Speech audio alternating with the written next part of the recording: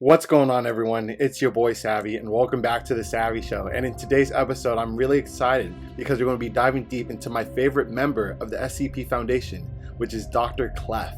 Yo, guys, I've been waiting to react to this for such a long time. He has been in so many animations that I covered that just made me like him even more and more. And I can't wait to find out more about his powers, his background, and what he's doing currently, if we're able to find that out in this episode. So if you guys are excited for this reaction and you guys are interested in seeing or hearing more about, Dr. Clef alongside with me, feel free to smash that like button and also smash the sub button if you're not already part of the family. I make reactions like this daily for you guys, so you'll always get that fix of SCP heat. And I'm telling you guys, you don't want to miss out, man.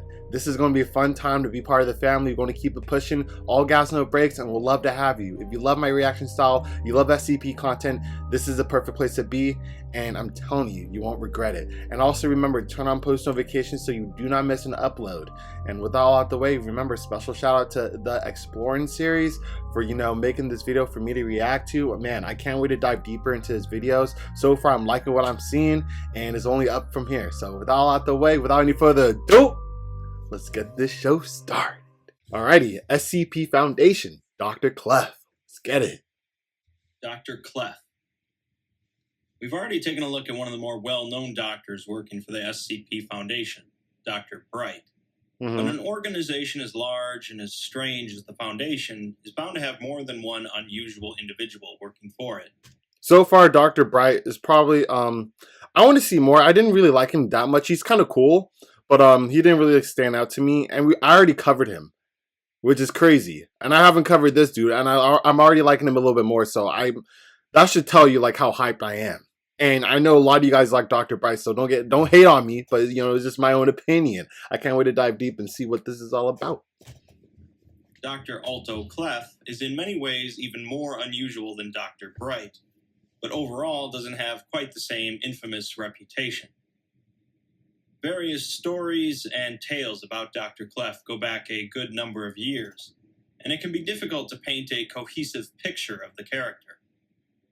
I'll attempt to provide a small summary of some of Dr. Clef's more notable interactions and potential bits of his history, but keep in mind there are a great number of stories being left out of this summary.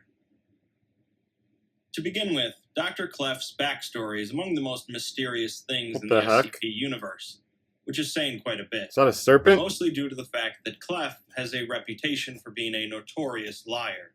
The most common element of his backstory, though, is that prior to becoming a doctor working for the SCP Foundation, he actually worked for the Global Occult Coalition as a field agent.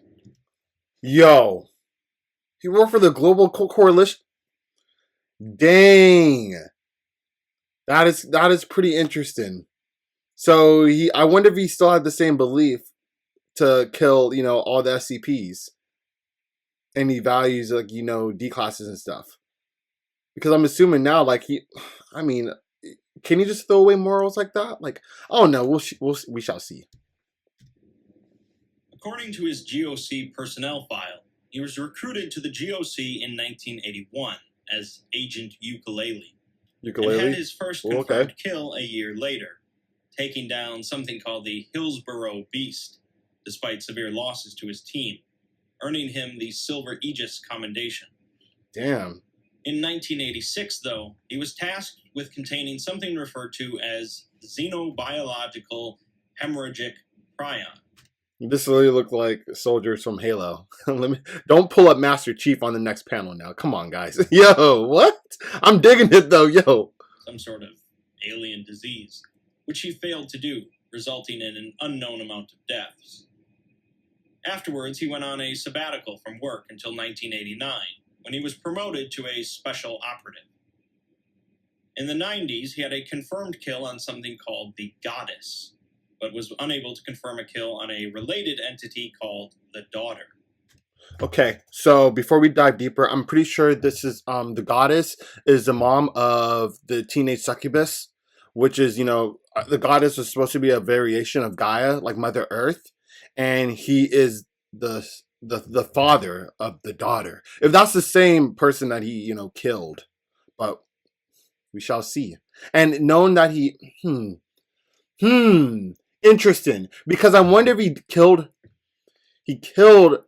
the mother, the goddess, because he still believed like the values of the GOC, but he couldn't bring himself to kill his daughter, which, you know, maybe that's why he's in the SCP Foundation now, because he had that realization, like, this isn't right for me, you know, like, this can't be the end all be all, like, hey, no. And that's why he switched sides. Maybe maybe could have been the catalyst, but I'm probably wrong, but who knows. We'll get back to that in a minute.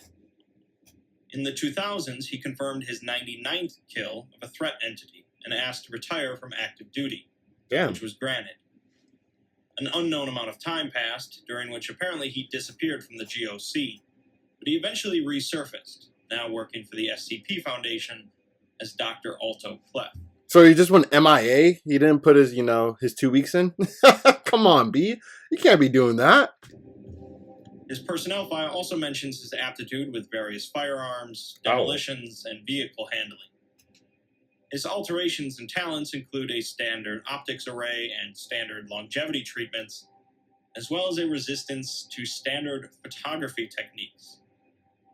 Clef's face apparently can't be photographed in any way, appearing on camera as some sort of animal head instead. Wow. The reason for this, among many other things, is a mystery. What? Ultimately, what this personnel file tells us, though, is that Dr. Clef was a highly talented and decorated field agent working for the GOC before suddenly retiring and joining the SCP Foundation instead. We know he has powers. I can't wait to dive deep into that. But is that part of his powers, though, why you can't really see his face and it looks like an animal? Man, I really can't wait to find out. Let's go back to that confirmed goddess kill from the 90s, referred to as the Cornwall Incident. Clef was dispatched as the lead of a strike team to Cornwall, England, to take down a nature goddess and her followers. The goddess was intent on completing some sort of magical ritual that would revert humanity back to a pre-industrial state. The strike team completed the mission successfully, with Clef himself pulling the trigger on the goddess. But the mission log notes that there was no confirmation on the death of the daughter of the goddess. What actually happened was that Clef had the chance to kill the daughter, but chose not to, instead taking her to a local convent with ties to the GOC. He couldn't do it because that's his daughter, I'm pretty sure. Or he just couldn't just kill a little kid. But, I mean, he probably could, but, like, knowing that it's his blood, he probably couldn't. The intent was for her to grow up unaware of her nature and hopefully live a normal life. But years later, she inadvertently caused the death of a bystander.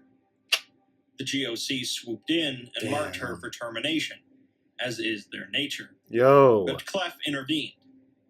Although retired from active duty, he still had connections and managed to take the girl away. Okay, I was like, how did he intervene with the GOC when you're part of the SCP Foundation now? Like, that wouldn't make any sense. But now it makes sense that he, contacted his connections. Bringing her to the one organization with the capability to protect her, the SCP Foundation. Unaware to most, however, is that Clef met that nature goddess a number of years ago, when he was much younger. He had been lost in the woods and met a girl with antlers in her hair and hooves for feet. The daughter, as you've guessed, is his. He hoped to give her a normal life and keep her existence somewhat a secret in the convent, but it wasn't to be. He then brought her to the Foundation, and shortly after, left the GOC and joined the Foundation to be closer to her. Oh, so that okay, we got the timeline right now. He brought her to the SCP Foundation and then left the GOC. Okay, so that's what he was doing when he was like MIA. Now it's making sense. Within the SCP Foundation, the daughter is listed as SCP-166, the teenage succubus. 166's primary anomalous property activates when viewed by any human male, which causes 100% of them to attempt immediate sexual contact. This can often lead to an obsession after being removed from 166's presence. Oh my god. Which generally requires death to cease. Yeah. The nuns at the convent in Cornwall say that the girl was brought to them by a person of indistinguishable features, who claimed that she was the offspring of an elder creature of great power. The convent life led 166 to become highly religious, and she has requested religious books rosaries, Christian? access to a Catholic priest, and so on. Catholic? Her anomalous property brings her even more grief with her religious principles in mind. I bet. There are Yo. also some clues to her connection to a nature goddess in her description, which states that wearing any clothing quickly leads to sores breaking out, a vulnerability to any airborne particulate matter such as cigarette smoke, and she requires no typical sustenance. So that's her nature side, kicking in. Can't wear clothes because she's like, one with nature, you don't need clothes. Man, cigarettes, is not healthy. Wow. The accident that led to her leaving the convent occurred when a young man sneaked into the convent to visit another novice and accidentally saw 166. Damn. He became violently obsessed, eventually killing a nun and injuring 3 others before being killed. Jesus. This is where there's a slight discrepancy. The author, in a separate post, says that the GOC intended to kill 166 at this point, and Clef saved her by bringing her to the Foundation. Good. The 166 article, however, claims that a Foundation operative heard of the incident, realized 166's property, and brought in a female agent who negotiated her transfer. It's impossible to say what the truth is, but in my opinion, the former seems far more likely due to Clef's connection with the girl. The 166 article ends with a letter that was found in the girl's containment suite.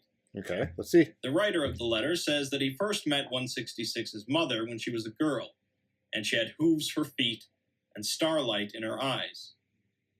She wanted to take humanity back to Eden, a state of being instead of a place. He doesn't regret killing her. So that's basically like reaching nirvana. I think that's what they're trying to, compare it to. Like becoming enlightened. Because it's not a place, it's like a state that you're in. Unless it is an actual place, which it is. The Garden of Eden is a place. That's why I feel like SCP-001, the Garden is garden. But maybe she was referring to like that mental state, not the actual place. Because we can't freaking go. But he does regret that the first time he met 166 was when he was putting a bullet into her mother's head. He hopes that she forgives him. Damn. He's sorry that she couldn't stay with the kind and loving people of the convent, but he promises to make her stay here pleasant. I wonder if he felt bad for killing the mom, which was, his lover. I'm assuming like he liked her, at least compared to just love. I'm just saying the bare minimum. He should at least liked her. So like for him to just kill her like casually, not feeling bad about it. Like we're not hearing like him like, fighting the thought of killing, his once previous lover. But, I don't know. He's probably used to killing SCPs, but dang, that's pretty heartless. And to keep her safe. He wishes her a happy 16th birthday. This letter then links us to another article titled A Suicide Note, also written by Dr. Clef, which brings us to another major topic of discussion about Clef. The note begins with Clef stating his intention to kill himself, although he's unsure if he can even die. He ponders if he is actually Satan, and wonders if his punishment for defying God is never being able to interact with anomalies. Wait. You can't interact with anomalies? And why do you think you're Satan? And why do you think you can't die? Yo, come on, please, explain. He ponders if he is actually Satan, and wonders if his punishment for defying God is never being able to interact with anomalies. Dang. We learn that rather than being a reality bender, Clef is a reality anchor. Wait. We learn that rather than being a reality bender, okay, he's not one. Clef is a reality anchor. Wow. Or claims to be. I heard that saying multiple times in different series and like stories. A reality anchor is something that could like counterbalance reality benders. It basically like cancels them out. So we'll see their definition of a reality anchor within, the SCP universe, but I'm pretty sure that's what it is. It's like reality benders kryptonite, basically. He can't see ghosts or things that qualify as deities, demons, or anything else from outside of our universe, and they can't see him either. He can't be affected by reality benders, although he can touch them. He can't operate any anomalous machinery, and he can't walk into any alternate universe, despite attempts being made at all of these things. Wow, but you could touch other He says reality he's only benders? been able to interact with 3 anomalies in his life, all of them female. The first was the love of his life, and he was told to kill her by the GOC. He refused and ran from the GOC and pledged his services to the Foundation if they provided amnesty for her. Oh, He's not referring to 166 here, so this somewhat contradicts what we've previously heard. yeah, kinda. He interjects to talk about the first reality bender he killed, a 12-year-old girl that brought her doll to life because she was lonely and needed a friend. Wow. He had to run her over with a car. The second anomaly he interacted with was his daughter, 166, known to him as Epon. He's, of course, immune to her effect, but he remarks that he knew she was his daughter the instant he saw her, as she has her mother's eyes. Aw. She's being held against her will for the simple reason that she was born, and she doesn't deserve it. The third anomaly he's interacted with is SCP-239, who he refers to as Sigaros. Is that the Let's mother? pivot then before we come back to that suicide note and discuss SCP-239, as the interaction between her and Clef is rather notable. Let's see. SCP-239 is a young girl with shimmering eyes, who is capable of doing anything she expresses a will to do. Reality bender, okay. If that sounds rather powerful, that's because it is. She is, for all intents and purposes, a reality bender of the highest magnitude, Yeah, makes sense. although so far she only affects things that she can see. So with that, she can't see Dr. Clef. So Dr. Clef could do whatever he wants to with her, pretty much, because she can't see this and she can't affect something that she can't see. Let's see how this dilemma goes. Or dialogue. In fact, her power seems to only be limited by her youth and innocence. The Foundation told 239 that she was a witch, only capable of using her abilities by casting from a pre-approved list of spells created by the Foundation. Wow. 239's self-preservation instincts still make her incredibly dangerous, however. And indeed, she first came to the Foundation's attention 3 hours after she was born, when the hospital was destroyed by an unexplained explosion. You birthed her. She was found as the only survivor amidst the rubble. Despite the witch plan preventing escape attempts and curtailing her from developing her abilities on her own, Clef still submits a proposal for 239's termination. He Dang. proposes that since 239's skin is typically impenetrable due to her abilities, a piercing element be constructed with SCP-148. 148 is an anomalous metallic substance normally capable of hindering mind-affecting properties of nearby organisms, but Wow. also has been shown to be capable of penetrating 239's skin. Clef mentions that one of the dangers of this procedure is that 239 will wake up and perceive the operative as a friend, changing reality to match. Since he Dang. himself is immune to her effects, he volunteers for the operation. But you can't mess with other anomalies, though. I don't know. We'll see. This leads us to the log for Incident 239B, detailing Clef's attempt. Okay. This is a rather lengthy log, so I'll be keeping just the important bits. We learn that Clef had sent his termination proposal over unsecured channels, and it had reached several staff members at the site where 239 is held. Mm-hmm. These staff members, possibly subtly altered by 239 to be her friends, took action to prevent Clef from carrying out his proposal. Dang. To try to stop This him. forces Clef to act as quickly as possible before someone alerts 239 of his plan, which could have devastating and unforeseen consequences. Clef is upset at the other members of the Foundation for not neutralizing the girl sooner, blaming their leniency on the fact that she's a young girl. You kind of see his GOC side kicking in, you know? Because he's in the Foundation, he's not part of the GOC. Because the GOC will be like all gung-ho, like, yo, she's already dead, what you talking about, bro? But like, you know, it's cool that we get to see that. Clef arrives at the site, neutralizing security with tranquilizers, and makes his way towards 239. Okay. Unfortunately, by his account, 239 seems to already be warping the local reality of the site. Uh-oh. Clef's main opposition at the site is a fellow doctor, Dr. Kondraki, who will probably get his own video at some point. Clef deals with a number of other SCPs in the process, and other doctors, Dr. Gears, Dr. Bright, and Dr. Crow, get involved as well. Gears, Bright, Crow. I don't think I heard about Crow yet. Gears, he's the one that's, the father of all the little sisters from the Serpent's Hand. Dr. Bright, we all know who Dr. Bright is. But Dr. Crow, don't think we touched upon him yet.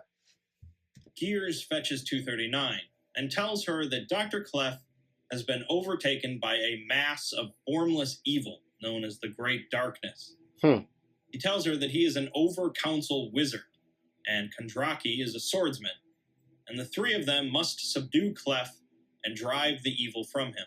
Oh, wow. He also grabs a Chinese dictionary, claiming that it's an emergency spellbook, which can only be used by two wizards at the same time. Okay, Dr. And Strange. only when the Great Darkness is around. He tells her this story in order to maintain containment on her abilities, and she, of course, believes it. 239 proceeds to encounter Clef and casts Magic Missile under instruction by Gears, which causes great pain to Clef.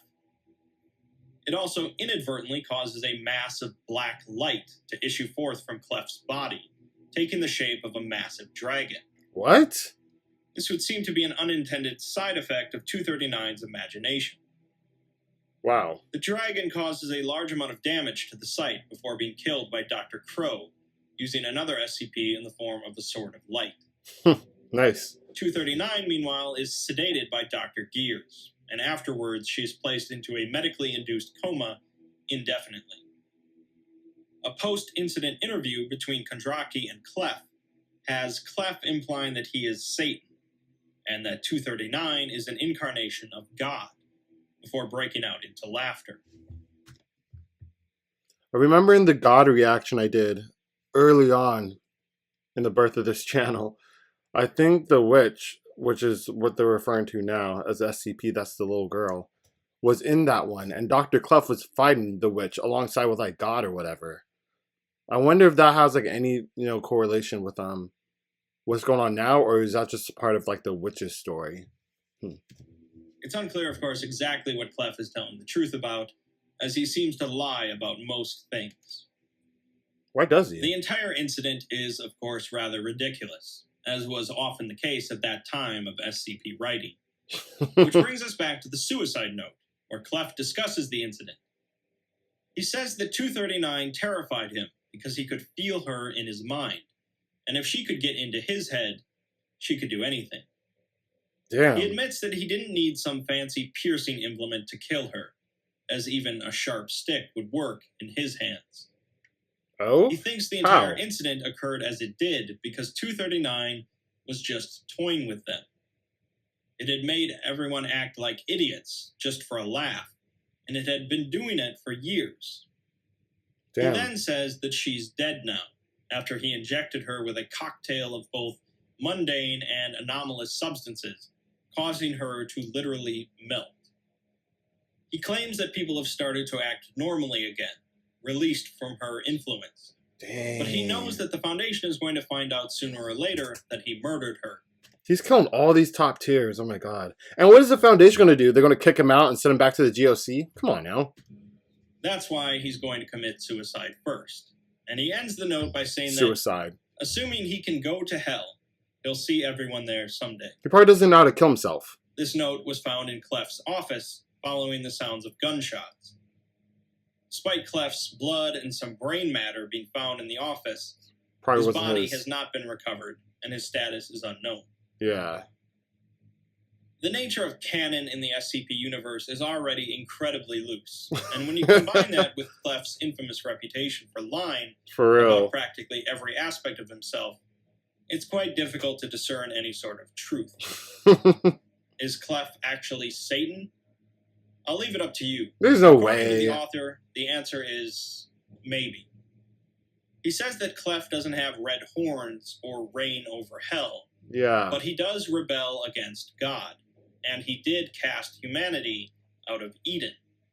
Well, that would make sense, but He's human, though. I feel like it was already stated like he is human. There's no way he's Satan. This brings up the possibility of Clef being Adam rather than Satan, but it seems we won't get any clear answers. Clef's immunity... That could make sense. That could make sense if he's actually Adam. Satan, no. Being Adam rather than Satan, but it seems we won't get any clear answers.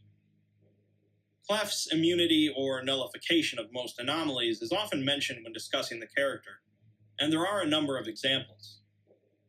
One of the most notable, perhaps, is when Clef was locked in the same containment cell as SCP-682, the hard-to-destroy reptile. Oh, let's see. Clef and 682 continually stared at each other as Clef placed some explosives on the containment door, causing a containment breach. Despite the opportunity to escape, 682 continued to stare at Clef until he had engaged the secondary emergency doors, recontaining 682. What? The reason for this odd interaction between the two is left unexplained, but it's extremely outside of 682's typical nature. That's weird. Clef had also given a seminar to Foundation agents about dealing with reality benders. Ultimately, he tells the agents to forget about containing or reasoning with them, and to just kill them before they even know you're there. Honestly, hey, to be honest, I can understand where he's coming from. Like, how could he reason with a reality bender? They could just bend the reality to make it seem like you are agreeing with them. Like, I feel like there's no, like, talking to one, especially if they're evil. Like, I don't know. I can understand, like, reality benders like Cameron the Crusader, Superboy or whatever, where he's, like, pretty young, and you could probably, like, reason with it until he gets old enough to, like, you know, be smart to, like, not listen to you. But, like, if you catch them, like, when they're already, like, a grown, you know, adult reality bender, like, you might as well just try to kill him. Clef, of course, has an unfair advantage compared to the rest of the agents, however. Dr. Clef is certainly an interesting character, although there are tales which paint him as more over-the-top and less serious than other tales. I like that when he was in the GOC, his name was Ukulele, and he's playing a ukulele. I'm assuming that's a ukulele, but oh my god. Much like Dr. Bright. Ultimately, it's up to reader interpretation, much like most things in the SCP universe. Self-insert characters walk a fine line between being interesting and being gratuitous. As this is only a short summary of a large number of tales related to the character, it's probably not fair to judge simply based on this video. Yeah. But either way, Dr. Alto Clef has cemented his place in SCP history. Cool. I like that one. But I wish that we could have got more about his powers per se, at like in depth, or like how he got them. Did he always have them? Like when he was in the GOC, was he like born with them? I know it's skewed because he's always lying. Like if they probably ask him, he's probably going to lie about it. So that makes sense why we didn't get that much information about that side of things. It's more so like what's happening like in the now. But it could be a contradiction because he's probably lying. The last thing they got is like his suicide note, but he's probably not dead. They didn't find a body. That's probably not his brain matter. So yeah, interesting. Interesting indeed, but still my favorite doctor in the SCP Foundation for sure. So if you guys enjoyed this reaction, please remember to smash that like button. Also smash the sub button too. Join the family if not part of it. And turn on post notifications so you don't miss an upload. So with that all out the way, hope you guys all have a good day. And unfortunately, that concludes today's episode. However, I'll catch you guys on the next one.